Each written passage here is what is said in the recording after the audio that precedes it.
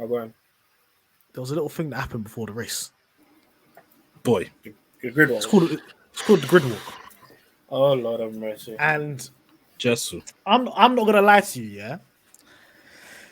I've been watching grid walks since I was a kid. Martin Brundle been doing grid walks for years, yeah.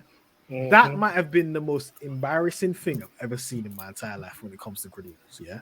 We saw him calling Venus Williams Serena. We saw him calling a 7-foot basketball player Patrick Mahomes, which is weird. I don't know who's setting them up in the earpiece to think that was Patrick Mahomes, but that was just like light skin, Don fuzzy hair. Yo, that's Patty. That ain't Patty, B. Aired by David Beckham, live on TV. Just aired. Oh, David heard him?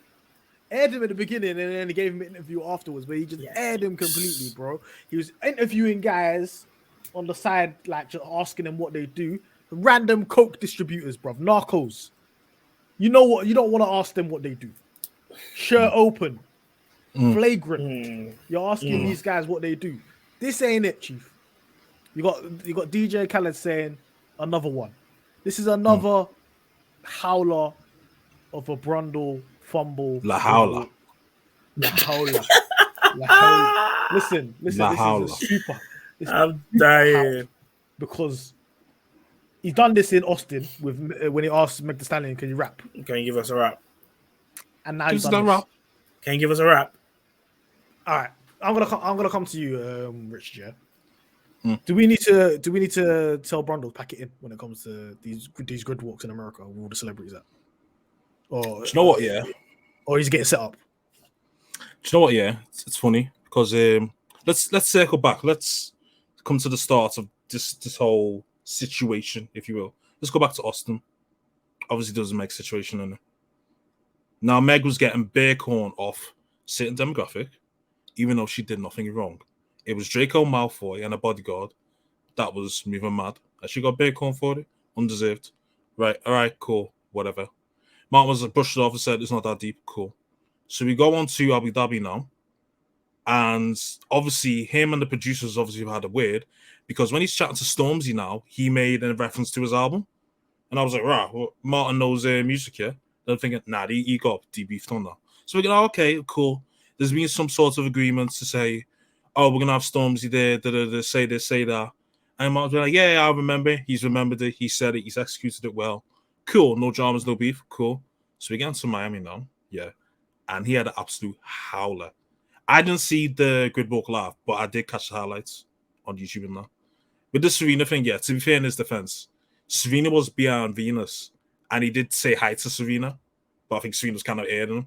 Then he moved on to Venus. So, but it did look like he was saying to Venus, corner Serena, but that wasn't the case. I did watch back the footage. But it got more awkward when he said, oh yeah, who you here for, blah, blah, blah. And then Venus was like, oh yeah, I'm here for Lewis and all the other drivers. And then he keeps the mic in her face. Like, why? It was awkward silence for ages, isn't it? Yeah, and she's like, oh shit, you're still there. Oh, sorry. What was the question? And he's like, oh, never mind. I just think that was a bit unnecessary. Not from Venus, from Martin. So I'm like, okay, weird. So then you had interviewing that random Donny with the shirtless see-through top. And man's, I can tell the guy's uncomfortable. And he's like, yo, I'm a social media sensation. We're just like, okay, yeah, whatever, cool. That's not a social media sensation. That's a drug dealer, brother. He yeah, flies planes from Venezuela to Miami. He's on Snowfall. That's what he is. He's that guy on Snowfall. That fucking you tell something yeah, that's him. That's him live in the flesh. So I figured, okay, Martin's trying to bait up the thing. That's strike number 2. So then you have the other thing as well, the Ferrari situation. He's trying to ask him questions. He's like, oh yeah, you know you like Ferrari. But I was like, I'm here with a guy, Richard Mill. I'm here with brother Richard Mill. And then he's like, oh yeah, I like Ferrari cars, but I'm here for my brother Lewis. He kept repeating that. I think Martin, just allow it, stop pressing on with the matter. Strike number 3, more awkwardness. So then there's the Patrick Mahomes situation. So he's going, I've heard Patrick Mahomes is lurking somewhere. He sees a 6'10" lighty with a curly hair. Oh yeah, that must be you. Patrick Mahomes and him and Paolo Banchero look nothing alike. You sound nothing like there's no comparison apart from they're both lighties. That's it. But you know what, white people, that's what it is. You see two lighties, oh, they must look the same. And that's why he's like, oh yeah, no wonder why you blanked me. Well, yeah, of course. Like, fucking, I don't see you confusing fucking David Beckham with Ricky Gervais. Like, what's going on here? Like, that wouldn't fucking happen. Like, that wouldn't happen, would it? But, you know, two lighties, they must look the same. So that's strike number 4. So the DJ Khaled situation is the funny thing here. The DJ Khaled situation was probably the most normal situation out of law, and that was still a bit of a howler. Because I can't remember what Martin Masterson, who you here for. The DJ Khaled, you know what he does on brand, goes on his big rants. Because I think Dwayne Wade said to him, they don't want to see us at the F1. And you see Martin's like, wait, what was he talking about this? And then of course he does the signature, another one, and then walks off. So, but yeah, he had an absolute howler. This weekend, howler. And Joe, what it is, it's circle back to your question. Yeah, he is getting settled because you can tell Martin does not know any of these celebrities in it, and you know that's fine in it. But a bit of research and a bit of intel from the producers, like that can go a long way. Rather than saying, "Oh yeah, Martin, go interview my man," and freestyle the thing, and then you're just embarrassing yourself. And now look what it is. So, fam, I think it's the producers and Martin need to have a sit down. Yeah. They need to know who's coming, and then you need to able to adapt your questions around the personnel, rather than you just trying to ask like, you know, Pharrell. Oh yeah, what do you think of Ferrari and Red Bull? Do you think who's gonna win the race today? And man's like, I'm just here with my watch promoter now. So that's my take on it, because this is gonna happen again. Because if it doesn't happen this season, it'll happen at fucking Las Vegas next year. So, and it'll be even more embarrassing. So. Yeah, the producers and Martin, they need to fix up the pair of them. Vegas will be worse. Do you know what? Worse. Let me say this, yeah. I think the way Formula One is approaching this and Liberty Media is wrong, and Sky Sports. What they need to do, yeah, is if they really are interested in the celebrities and everything like that, what they need to do is have Martin Brundle talk to the people like Horner, Toto, all the people that drivers and stuff like that on the grid, and get the Formula One talk sorted out, and get somebody else to interview the celebrities and just cut to them on the grid, because this is nonsense. Listen, Brundle's not qualified to be talking to these celebrities because he doesn't know. This isn't like a catwalk or something like that. It's not like a celebrity show. It's not outside an award show. This is not the BAFTAs. You know what I mean? He doesn't know these people. Get him to talk to the F1 people. Get him to talk to the F1 the former drivers, former racers, the FIA president, all of them, man. Speak to Liberty Media people. Speak to Ross Brawn. Speak to Stefano Domenicali. Speak to everyone in F1, and then leave the celebrities for someone who knows about the celebrities. Someone younger. Someone who's more in tune with the younger. Culture. Someone who knows. Because again, the reality someone is... Someone like us. Pitstop Fracas, maybe. It's easy. Because it's that simple. The reality is that these guys are not coming to watch F1. They're coming to see Lewis. They don't know they don't have a Scooby. They just Michelle Obama is in the Mercedes garage. She don't know what's going on in telemetry. It's basically me just saying. She don't know who Latifi is. It's basically me, exactly. Nicki. Nicki Minaj racing. Oh God! Get the right people in the right places. Basically, if you want to sell this sport to your casuals, if you want to sell your sport to those people that are interested in these celebrities and stuff like that, hire the people that can facilitate that conversation. Why are we still using old methods in a new world where you're trying to push the sport in the social media era? Get some people that are under the age of 30 at least, brother. What are we doing it? You're in Miami. It's playoff season. Miami's in the playoffs. Dwayne Wade is there. DJ Khaled is there. Chip in some basketball questions. Say, you know what? Are you going are you going courtside later? You're going from pit side to courtside. Just put in something that these people understand. Get a TikToker. Get somebody. Get that guy that does that spots trains on TikTok. Get him to do the interview the celebrities. At least he's got the camera in front of his face like that. You know what I mean? I don't want to see him interview DJ Khaled. You know? That's his car crash still. But yeah. Do you know who? Sorry, Kunle. Do you know who they should have got? Yeah, he was right there. That Danica Patrick. Because I know she knows. She definitely would have done it. She would have smoked that shit, 100%. She would have smoked that shit. But listen, we're being very simple minded, aren't we? To old white rich men who don't have a Scooby Doo. Look, let me know.